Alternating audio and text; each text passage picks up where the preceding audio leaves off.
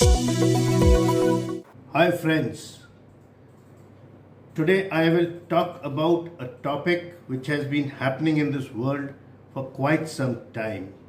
That is for nearly more than 2 years. On February 2022, Russia crossed the Ukraine border and attacked it physically. And since then, the war has been going on, and today, Ukraine is a completely destroyed country.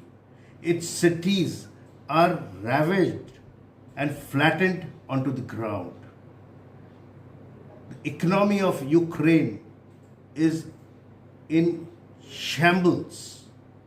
It is only sustaining itself or sustaining the war just with the support of the US and the NATO countries. Ukraine had been always pro NATO, or US has been trying to coax it to become a NATO ally, and the carrot was kept hanging so that it falls into its trap because of its proximity to Russia, so that it becomes a NATO base and the US and the NATO countries can keep an eye on Russia, which was not liked by Putin. So, this complete war has not only shattered the economy of Russia and Ukraine, it has had its impact on many countries. Oil prices have gone up, export imports have got interlinked and got devastated. The global south or the African countries have suffered a lot.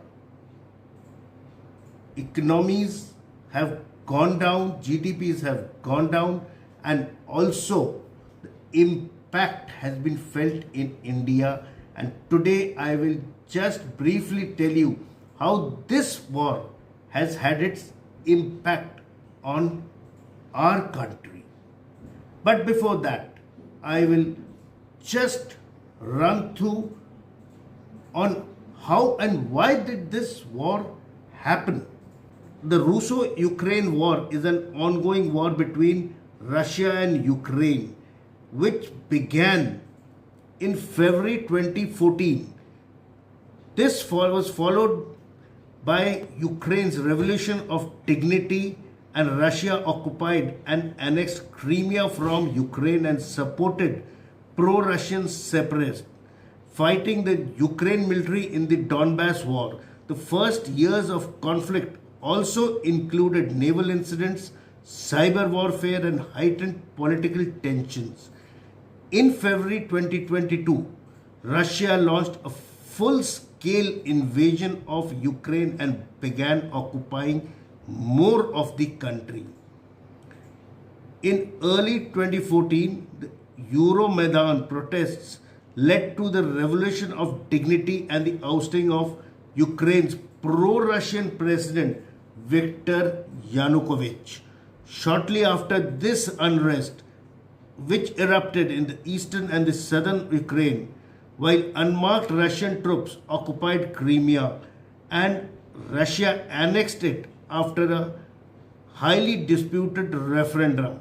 In April 2014, Russian-backed militants seized town in Ukraine's eastern Donbass region and proclaimed the Donbass People Republic and also the Luhansk People Republic as an independent state, starting the Donbass War.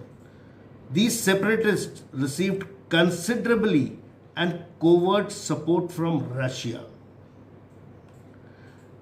This covert support, which was being given by Russia throughout over the complete decade, was not liked by Ukraine, and pro-Russian ideas or ideologies started dying down. In the beginning of 2021, Russia built up a large military presence near its border with Ukraine, including within its neighboring Belarus, Russian officials repeatedly denied plans to attack Russia, and the Russian President Vladimir Putin expressed identist views and denied Ukraine's right to exist. He criticized the enlargement of NATO and demanded that Ukraine be barred from ever joining the military alliance. Russia recognized the DPR and the LPR as independent states. And after all this, on February 2022, Putin executed his plans and militarily entered Ukraine, started capturing city by city and shelled out these cities and flattened them to the ground. Industries came to a standstill.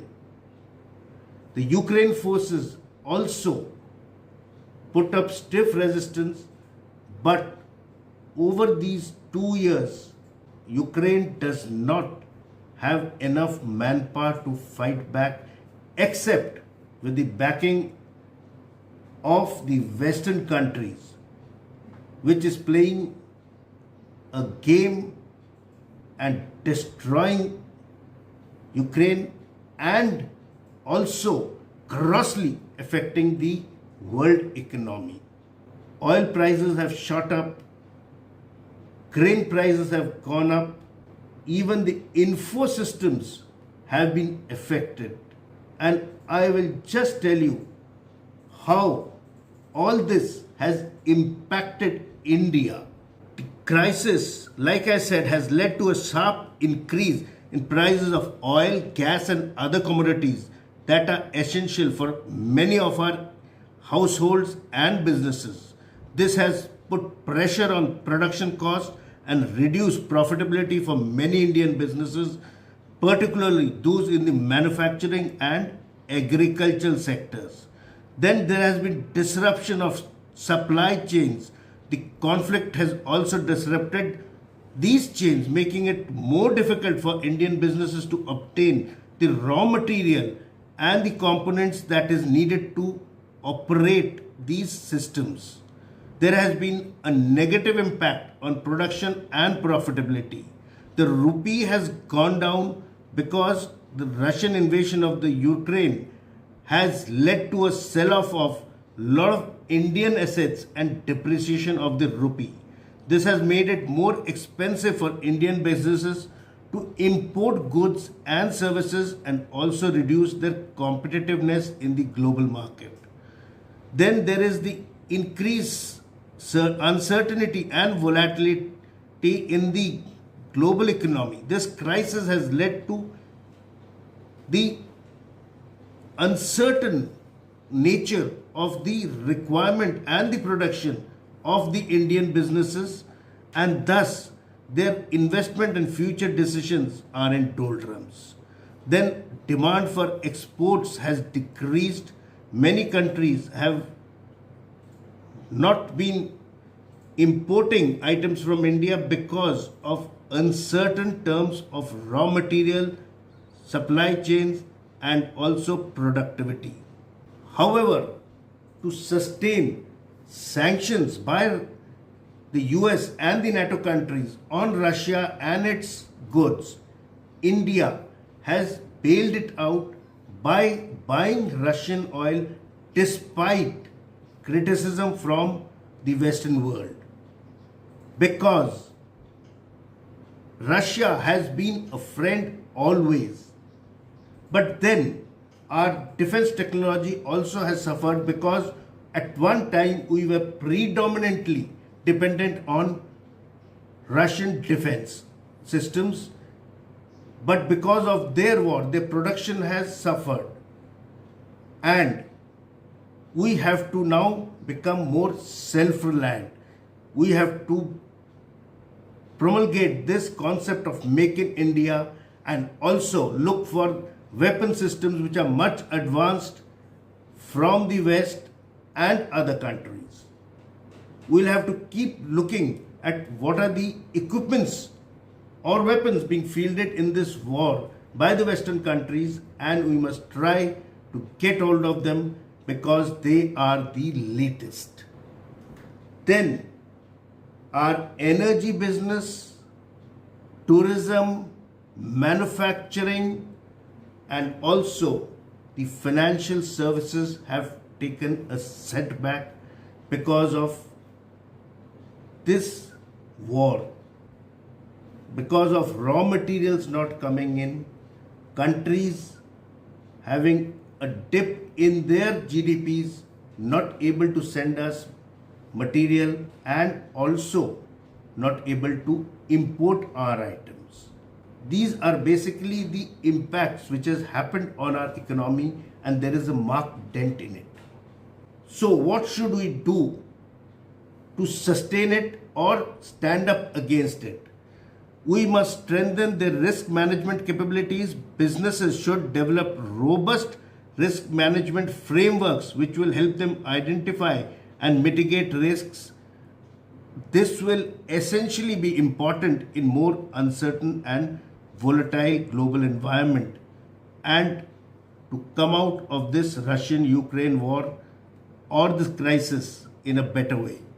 Build stronger relationships with suppliers and customers, which will help a steady supply of inputs and a strong demand for outputs. That is, we get raw materials, we produce items, and also export it so that there is a demand on the other side.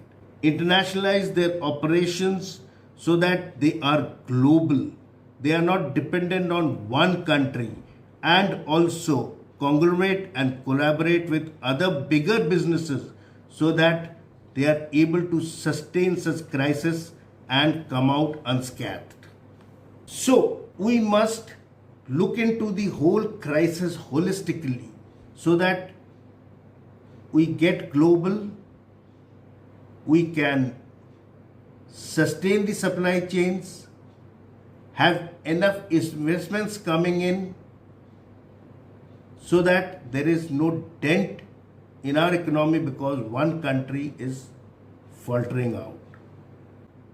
We must open out our avenues to other developing countries, build up relations, take the raw material and create a demand there so that we can supply to them to keep our economy stable. But then again, like I mentioned in my previous video, why this war? Let us spread the word that stop this world at war, and let us profess unity so that we can grow as a single world and be a strong power so that humanity grows and we stop destruction. So if you believe in my words, please share this video so this word of love and not war spreads. Jai Hind.